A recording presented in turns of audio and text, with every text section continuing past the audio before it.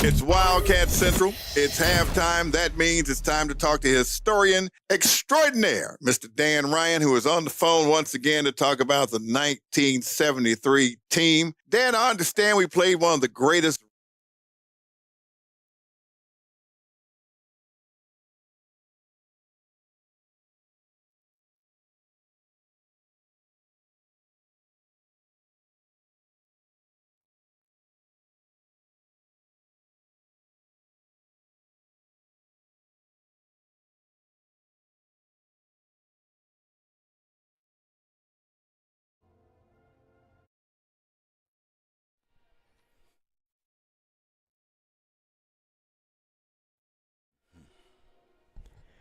For the final time in the 2023 season, the Bethune-Cookman University football team has traveled outside the state of Florida. The Wildcats have journeyed to the Bayou State to rekindle a rivalry with the Grambling State Tigers that goes all the way back to 1947. The Maroon and Gold are still searching for their elusive first conference win of the season and in the career of head coach Raymond Woody Jr. There is also a winning streak at stake. The Wildcats have defeated the Tigers 4 straight times, dating back to 2014, including the 2 matchups that have taken place since BCU joined the Southwestern Athletic Conference back in 2021. It's go time on the Bayou in a stadium named for a SWAC legend who will write their name into the record books today. Live from Eddie G. Robinson Memorial Stadium in Grambling, Louisiana, this afternoon's broadcast of Bethune-Cookman University Athletics on CatEye Network Radio and 1380 WELE The Cat is on the air. Hello and a very warm welcome. My name is Michael Trurello. Happy to have your company for one last time on the road in 2023. The Bethune-Cookman Wildcats enter today's contest at 1-6 on the season and 0-4 in SWAC conference play. Last Saturday, the Cats escaped the Biketoberfest crowd in Daytona Beach and played against the visiting Southern Jaguars at Everbank Stadium in Jacksonville. It was a hot start for BCU with quarterback Luke Sprague connecting on a wide-open Omari Stewart for a 43-yard touchdown in the first quarter. It was close at the half with Southern holding a 14-10 lead, but the Jags came out firing the third quarter, scoring 14 straight points. It was a pace that the Wildcats could not match despite a late touchdown pass from Tyleek Bethea to a diving Jalen Terzado, coming up short 28-18. Bethune-Cookman was led on the day by Sprague with 159 yards passing on 19 of 31 and 1 touchdown. Bethea added a touchdown through the air, while Zakari Allen Johnson had 7 catches for 57 yards. The defense was sparked by De'Aris Thomas with a game-high 13 tackles, including 1 for loss. I spoke to BCU head football coach Raymond Woody Jr. to recap last week's game against Southern, talk about injury updates, and discuss the matchup with Grambling State. I'm here with Coach Woody before the Wildcats take on Grambling State, their final road trip of the year. Coach, again, final road trip. Is it going to be nice having a couple home games back-to-back next week? Oh, yeah, it's always nice, playing in front of your home crowd, and then, like I say, proud of these guys, just they've been fighting, and like I say, we got to make sure when we go there, it's pretty much like home, we ain't going to settle for less, we're going to go there and fight just like we would if we was in front of our home crowd. Talk about Grambling a little bit. We've won the past 2 years, both up there and down here, and looking to make it 3 in a row, but it's a much improved Grambling team. Second year under Hugh Jackson. They've got a couple of transfers in, especially on the offensive side of the ball. What do you see in that team that you're looking forward to this week? They got a really good football team. They got players, offense, defense, special team. They got some guys. He was a good coach. What have you been doing this week to kind of prepare to combat their size, especially on the offensive line? They've given up the fewest sacks in the conference this year. Well, I tell you what, we got to make sure we take half a man and move around because they are big up front and they pretty athletic. On our side, saw the depth chart released yesterday, and big news, Javens Libazul is back at running back. I saw him in practice this morning. Is he ready to go? Well, he's ready as he's going to be. Obviously we got a lot of guys that's banged up, and he's one of them, and he's going to play through it, And like I say, these guys been playing through those little nagging injuries all season, and he's definitely one of them. Talk about the Southern game last week. Started out hot, had the lead early on, and kind of got away from you in the second half there. But what about the Southern game? What impressed you about to your team this week? Well, like I said again, all throughout the season, you know, these guys been finishing. We just can't, you know, we got to do a good job of not giving the ball away. I mean, that's a lot of times that's our Achilles heel in crucial situations. You know, we're not having a whole lot of penalties, but our penalties come at the wrong time. Takeaways come at the wrong time, especially with this young team. You know, with this team that we're assembling and that we're working with. You know, we just got to be smart, and that's our mission. Smart. We got to be smart, and we got to just keep harping on it, putting these guys in situations like we do in practice. You know, and then they have to respond. You know, with those little things. And I tell them all the time. You know, it's just, you know, alignment and assignment, and it's all about the techniques and fundamentals. That's what it's going to come down to, and then that's what we've been harping on, you know, this week. Thank you, Coach. Good luck this week. Thank you. Offensively, BCU is still trying to create an identity for themselves, even 7 games into the season, as they rank near the bottom of the SWAC in most offensive categories. This has not been helped by the myriad of injuries plaguing that side of the ball, especially at quarterback and on the offensive line. The Cats have used 4 quarterbacks, and if Tyleik Bethea starts today, which it seems likely that he will, they will have used 3 different starters under center this season. Both Bethea and Luke Sprague were injured in Game 3 of the season against Miami and have been seen limited play since. Sprague has been in for the majority of the last 2 contests and has been noticeably below 100% and was put back on the injured list this week. The running back will be looking for a bounce-back game after being held to under 3 yards per carry against Southern. Jimmy Robinson leads the way with 287 yards and 2 touchdowns. And Washington State transfer Juvensley Bazul has moved back to the main roster from the injured list this week, looking to add 3 rushing touchdowns from earlier this year. Receiving-wise, Dakari Allen Johnson became the first BCU receiver to cross the 200-yard mark on the season last week, totaling 211 yards and a team-high 3 touchdowns. Tink Boyd and DeVito Ellington could also eclipse the 200-yard mark with strong performances today. And Omari Stewart and Jalen Terzado both picked up their first touchdowns of the season in Jacksonville on Saturday. I spoke to Omari this week to break down his touchdown catch and how he has progressed under a new coaching staff this season.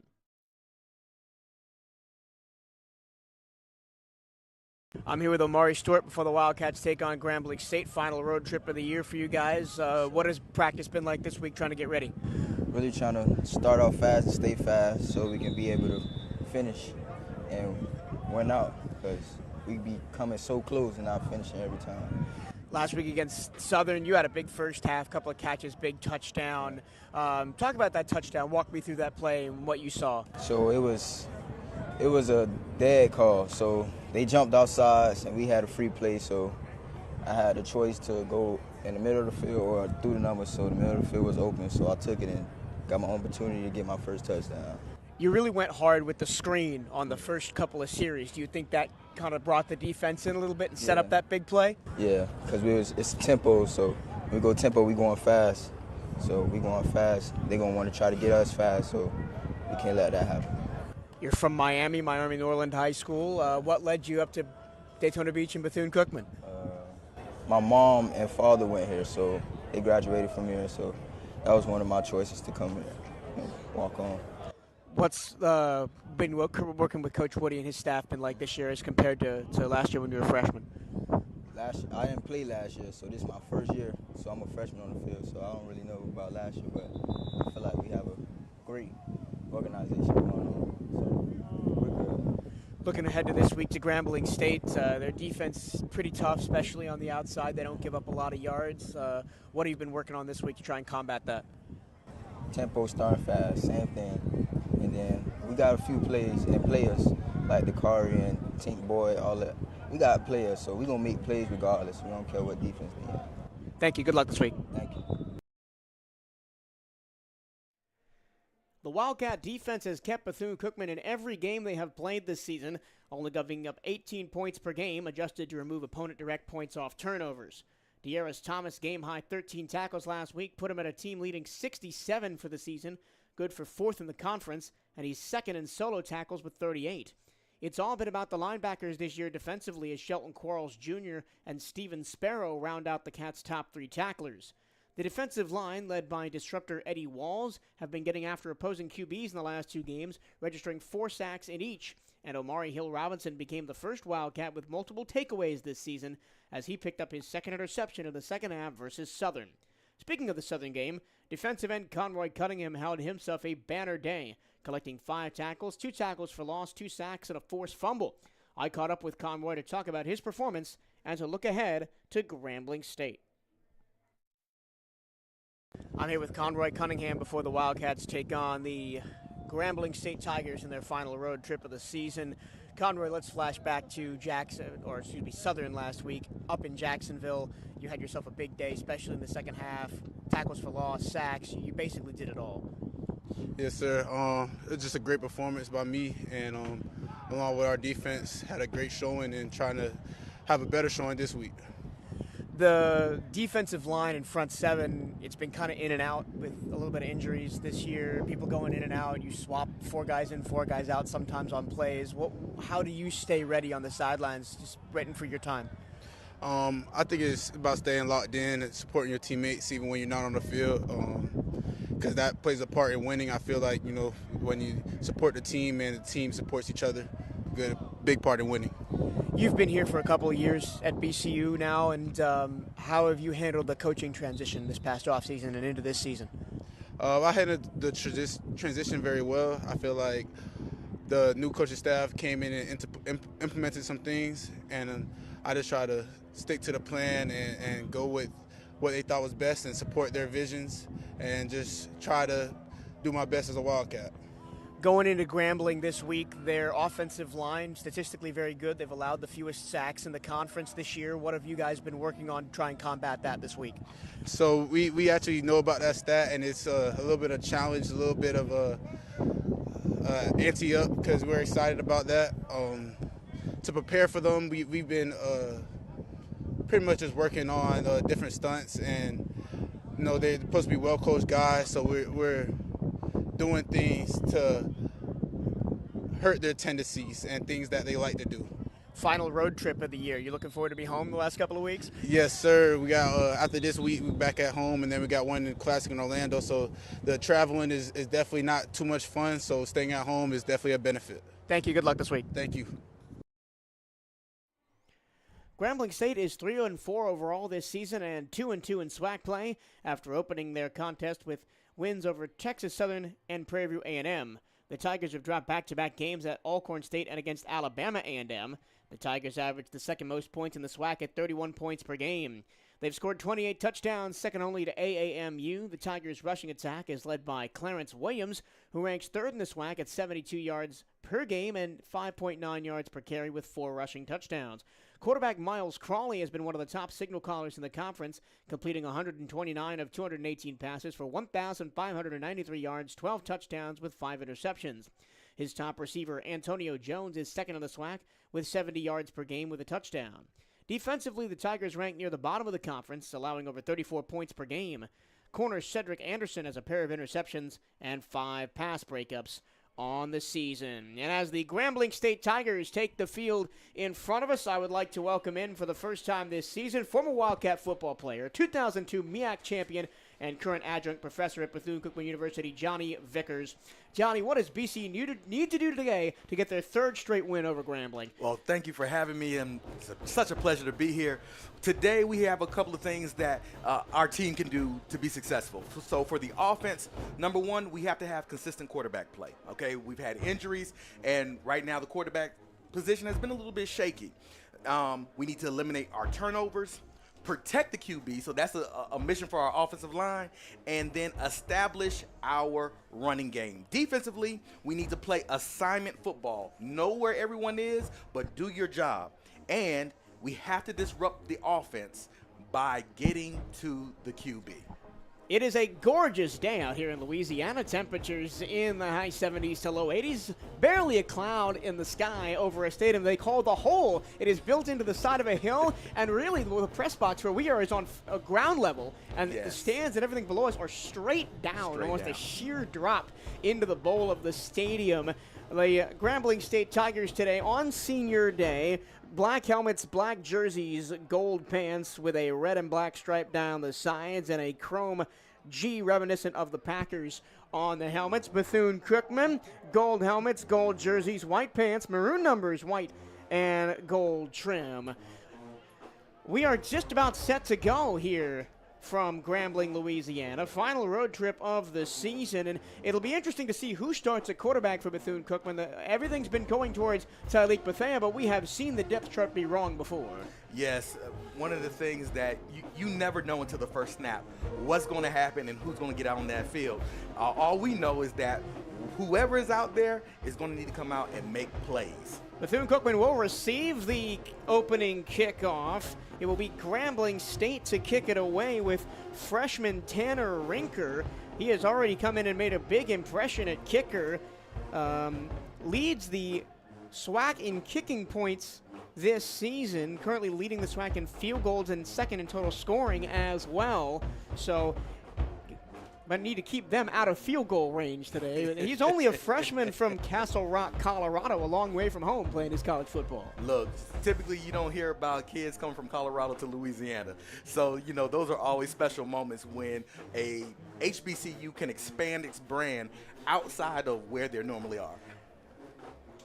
Grambling State getting set to kick off left to right. Rinker places the ball down at the 35-yard line. Back deep to receive for the Wildcats.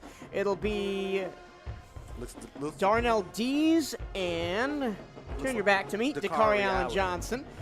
So, just to give you a little bit of a peek behind the scenes, there is a large pole right to our right that bisects about the 15-yard line from where I'm looking at on the right-hand side of the field. So if we're a little bit iffy when the ball goes down into that corner of the field, please forgive us. Don't forget to tell them that we're also looking through about 2 to 3 other panes of glass, which have a horrible glare for our vision right now. So we're doing our best, ladies and gentlemen. Trust us. But we are here high atop Eddie Robinson Stadium, getting ready to bring you with Wildcat Football. 15 minutes on the first quarter clock. Michael Torillo, Johnny Vickers here live from Grambling, Louisiana. Not sure what the holdup is. Now the referee hands the ball to Rinker. He places it on the tee. It'll be Allen Johnson, the up man at the 10-yard line. D's back deep with his heels on the goal line on the far side of the field. We've seen a lot of teams this year try and kick it away from Darnell Dees. We know the all-SWAC returner last year can be very dangerous, and he's averaging 26 yards a return. Well, even if you kick it away from Darnell, Dakari Allen is just as dangerous as him. So it's like, darn if you do, darn if you don't. Here we go. Rinker puts his hands in the air. He addresses the ball with his right foot. Let's play football here in Louisiana. It's going to be Dees, middle of the field, 10-yard line. Runs straight ahead, looks for a block. Now cuts to the left, to the 25, trying to get outside. Bounced at 30, and close to the 35-yard line. He runs out of bounds near side of the Grambling sideline. Nice return for Darnell. Great return by Darnell. Trying to get to the outside, couldn't turn the corner quite, but was able to pick up positive yards on that play. And the blocking, they work on this every day in practice, blocking on returns. And they made a nice little lane, cut him to the left and away from the pile, and he picked up about 25 yards. Yeah, you typically try to draw the defense to one side of the field to open up the other to be able to get as many yards as possible. Here is Tyleik Bethea, the graduate student transfer from Delaware State, in at quarterback. Juvensley Bazul, the running back, 2x2, the receivers here on first down from the 34-yard line. Handoff Bazul up the middle. Excuse me, that's Jeremy Bivens getting the starter running back for Bethune-Cookman. He gets back to the original line of scrimmage, not a whole lot more. He was met in the backfield pretty quickly there. Yeah, the offensive line is going to have to try to do a good job of resetting the line of scrimmage to be able to get that push for positive yards in our run game. Second down and 10 from the 33-yard line officially. One man comes in motion. That's Dakari Allen Johnson. It's going to be Bethea up the middle with space. Falls forward past the 40. He's going to be marked down at the 41-yard line, bringing up third down and 2.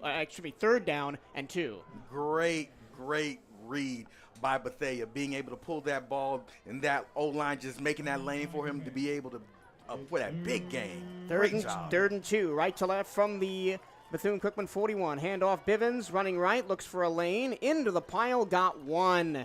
And so Bethune-Cookman last week were very aggressive on 4th and short. Are we going to see that here? It looks like we are. I don't see the punt team coming onto the field. I think we're going to go for it. 4th and 1. Wildcats make some substitutions that they're at their own 43-yard line. Need to get to the 44. This is where men are made right here. That's what they say. Fullback is in. The Banye Moore makes a motion. He's going to take a direct snap, try and push the pile forward, and it's very close. It's very close. He fumbled the ball. He fumbled the ball, but Bethune-Cookman picks it up. Tink Boyd running free, 30, 25, 20, 15, 10, 5. Touchdown Bethune-Cookman. Touchdown Maroon and Gold. If this stands, the Wildcats are on the board. What a wild play. I don't see any flags on the field, ladies and gentlemen. What a play. What they did was they put the fullback in motion, and he took the snap, but fumbled it, and it just popped into the hands of Tink Boyd. That was wild. Sometimes it's better to be lucky than to be skilled. Sometimes it's better to be lucky. That's my line. I say that all the time. What are you going in here into my booth, stealing my lines? It's 6-0 Bethune-Cookman. They're setting up for the extra point now with Cade Hector, the kicker from Sydney, Australia. That may be the strangest scoring play we've seen all season, and we've seen some weird ones. If it is, I'll take it. If it puts 6 points on the board, I'll take it every day. Tink Boyd, that's his first touchdown of the season. The extra point is low, but it is good from Hector. Now, let's go back to that play, right? It was a direct snap to Nabanye Moore, the fullback. Yes. He went right into the pile, got pushed from behind, trying to do the Philadelphia shove from the quarterback. What they call the tush push. Tush push, yeah. We were talking about that last night, actually, in the hotel. But he kind of...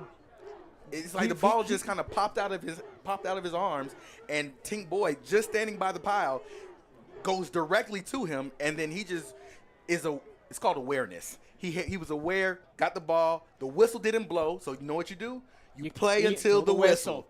And how about Tink Boyd, right? He's been itching to get in the end zone all season long. We've been trying to get the ball to him downfield as a receiver. It's a broken fumble recovery play that gets him his first touchdown of the season. Yeah, especially if you go back to last week on our first drive where we converted 2 fourth downs, and then on the third fourth down we had, it was 4th and 1, and then we fumbled the ball. So this is a really, really good start to this game to be able to give us the momentum we need to continue to do what we have to do to win this game. If you're just joining us, 13:23 to go. First quarter, Wildcats on a broken play, score on a fumble recovery for a touchdown by Tink Boyd. They recovered their own fumble and scored a touchdown on 4th and 1. Let's go over the series history between these two teams because it's fascinating. They first met all the way back in 1947, and Grambling State won 6 straight games under legendary head coach Eddie Robinson, for who this stadium is named. But recently, it's been all Wildcats. They won 4 straight since 2014, and the 2 SWAC contests by pretty wide margins each of those last 2 years. But head coach Hugh Jackson here at Grambling has made some strides, kind of turning this program around, especially offensively, as we'll see as with the Tigers on offense. And it's going to be a battle today. It is, especially when you have a coach who's very efficient, like Coach Jackson. We know what his resume is in the NFL. Many of the players loved him. And so when you have a coach like that who has been at the top level of football, you are always going to try to glean from him what you can, because you know that he knows what to do in all these different types of situations. Here we go. Wildcats send the kicking unit out there. It'll be Cade Hector to kick it off. Back deep to receive for Grambling State is Joshua Johnson, the sophomore from Danville, California, and a transfer from San Ramon Valley College. Cade has been a steady foot this year for the team, offering us quality kickoffs. A great young man. Has had the chance to talk with him, asking him how he loves his HBCU experience, and he's quite enjoying it. Yeah, I talked to Cade and, of course, Max Tulin, the punter, also from Australia, earlier this year, and he said he always wanted to come to America, and he said and go to college, and he said football was the way he was going to get it done, and he's been a good, consistent performer for the Wildcats at kicker this year. Of course, when you have these international players, what did I say earlier today? That HBCU brand just continues to grow.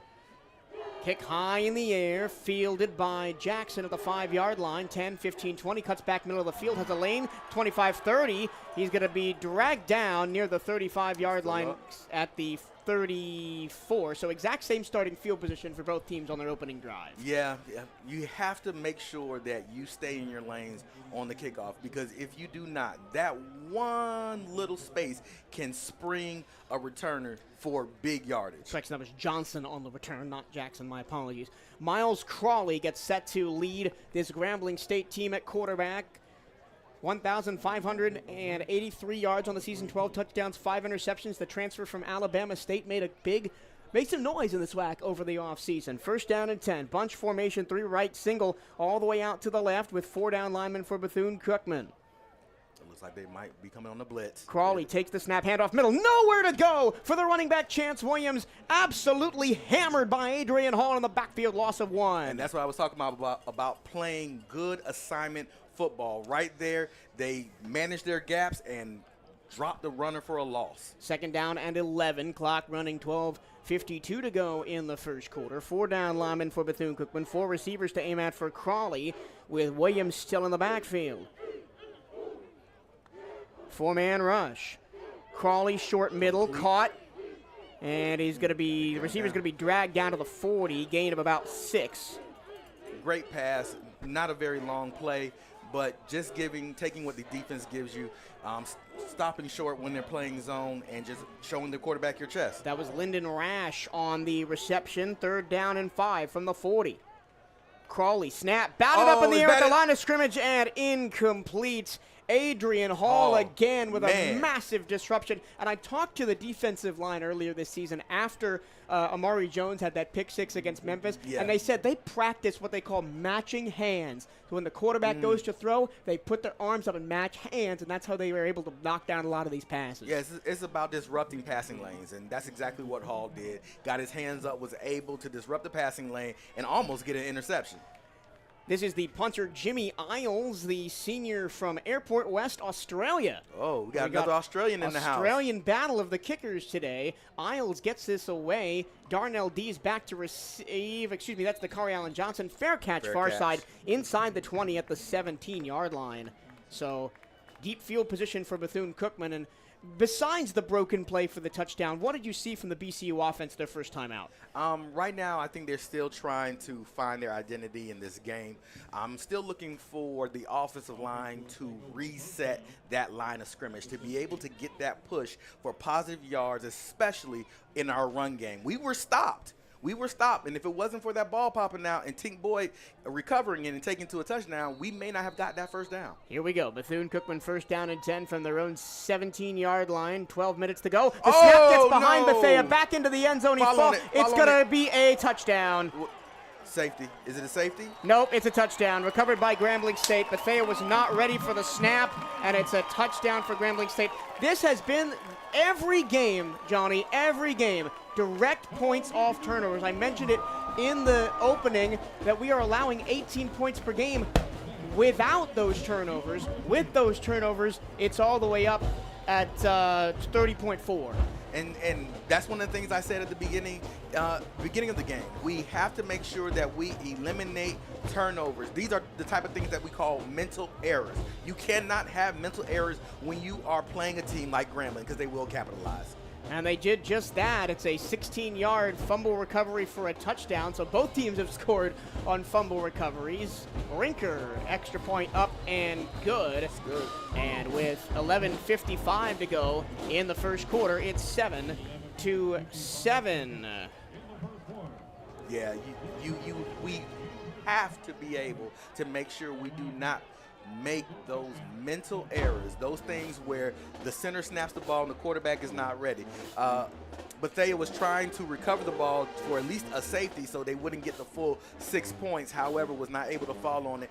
And the Grambling State Tigers fell on it and were able to score the touchdown. We'll take a quick timeout and be right back. This is BCU Football on the CatEye Network Radio and 1380 WELE.